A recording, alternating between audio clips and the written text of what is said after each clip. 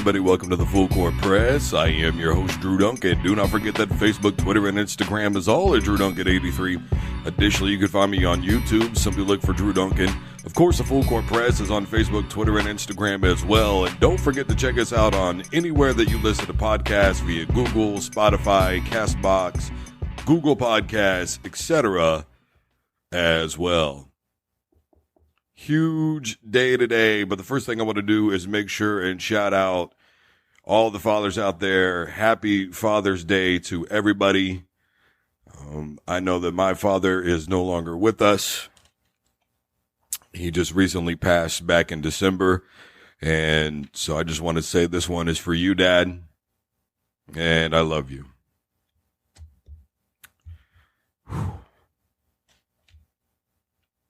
Huge trade just happened, obviously, yesterday with the LA Lakers and the New Orleans Pelicans.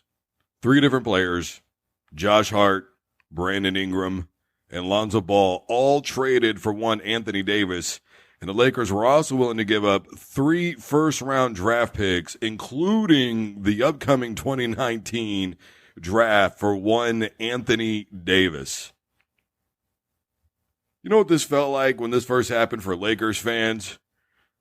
Anybody here into wrestling remember when Vince McMahon got revealed as the greater power and then Stone Cold Steve Austin became the CEO? Remember that? Listen.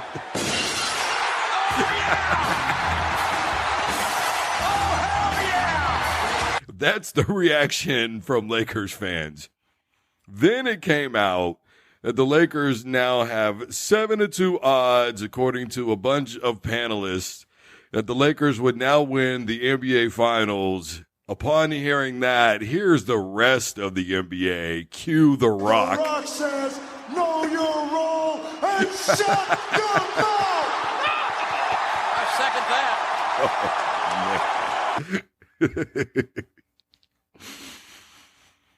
that.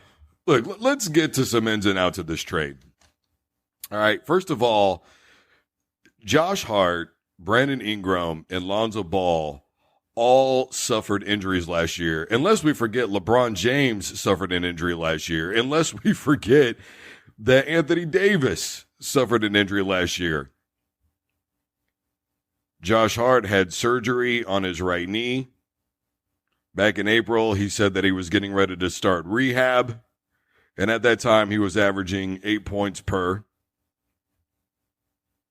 Brandon Ingram probably had the scariest one out of all of them with a shoulder injury that was really a deep vein thrombosis.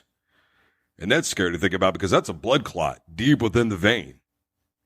And it's very rare for it to happen in that part of the body. I mean, this is usually something that happens for guys that are just, or people in general that are just sitting around, not really doing anything, no activity whatsoever, or sometimes overactivity. Sometimes it happens from having numerous plane flights, which obviously in the NBA, that's a very real possibility. So Brandon Ingram hadn't played since March. Then, of course, you had Lonzo Ball, who got injured back in January with his ankle, and the Lakers officially shut him down, so he wasn't going to play. And in case you're wondering what Magic Johnson had to say about this, essentially he congratulated Jeannie Buss and Rob Pelinka for the move that they made to get Anthony Davis.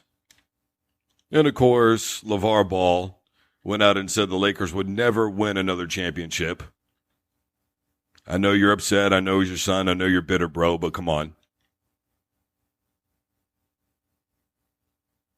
So now you basically have a team that is Rondo, LeBron, Davis, and Kuzma. Unless we forget, Rondo was hurt for a good part of the season last year as well. Look, the whole thing about players going to all these other teams is exactly what I said when this all happened with Antonio Brown and Odell Beckham Jr. and all these things started to happen in the NFL. And what I talked about was cohesiveness in the locker room, how well they'll get along with guys, how they'll be able to play with each other. I mean, we've seen this work and fail, right? I'm giving this basically until after the All-Star break to when we'll really know how this is going to all pan out. especially right now. I'm not ready to anoint anybody to the NBA Finals right now. Look, the NBA is completely upside down. All the injuries, all the players that we don't know where they're going to be at. Then, of course, all the competition that still remains in the West alone before they even get to an NBA Finals. If they got there, who would they face?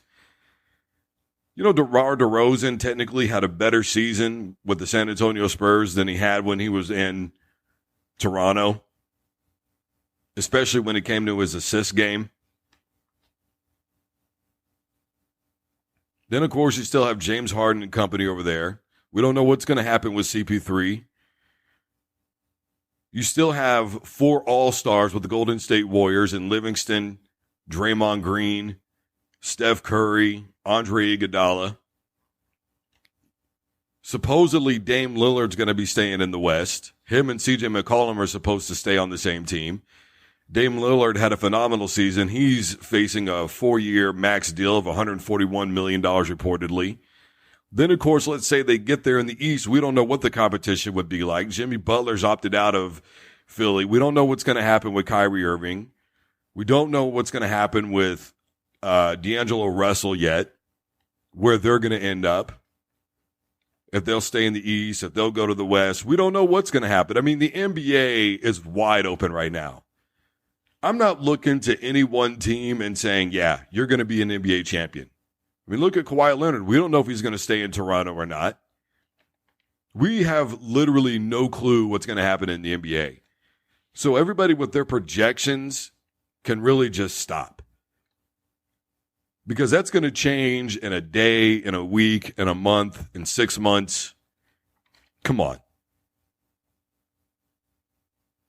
The real reality of it is that the NBA is probably the most wide open that we've ever seen it in this moment. And when you figure in the fact that this ginormous trade equates 5 people who were all injured for numerous amounts of time last season, that in and of itself poses more questions than it actually answers. We don't know how they're going to heal, how they're not going to heal. We don't know how they're going to perform as a unit next year. We don't know any of these things, and we don't know where a lot of these guys are going to end up. Lillard, CP3, as I made mention of. And remember in the East, Joel Embiid, he was fighting injuries. Ben Simmons has been hit and miss. We literally have no clue what is going to happen this season in the NBA. And to be honest with you, I'm excited for that because I love the idea of it being this open because it makes exciting basketball, because it makes every game that much more intense in a grueling 82-game season that for the most part over the last couple of years has suffered because of the inevitable predictability of the NBA. This year, I think the predictability is out the window. And that is a very good thing for the NBA. And mind you, we still haven't had the draft yet in the NBA. We don't know what trades are going to happen in the draft. Remember, and I'm not ready to pick anybody because I don't know where any of these players are going to end up. I don't know what any of these teams are going to look like come October. The New Orleans Pelicans. And I think to me, that raises the excitement level because it raises the curiosity level, which is what we have needed in the NBA for a very, very long time. And even with all that being said, let's be perfectly honest. The Golden State Warriors are probably still the front runner, even without Klay and Kevin, because of 4 All-Stars on one basketball team. Guys, I am Drew Duncan, host of the Full Court Press. Facebook, Twitter, and Instagram is all at Drew Duncan 83. Additionally, you can find me on YouTube. Simply look for Drew Duncan. Of course, you can also find the Full Court Press on Facebook, Twitter, and Instagram as well. And don't forget to look for us on our podcast. That is Spreaker, Spotify, Google Podcasts, CastBox, wherever you listen to podcasts, we are available. And as always, don't you dare touch that dial.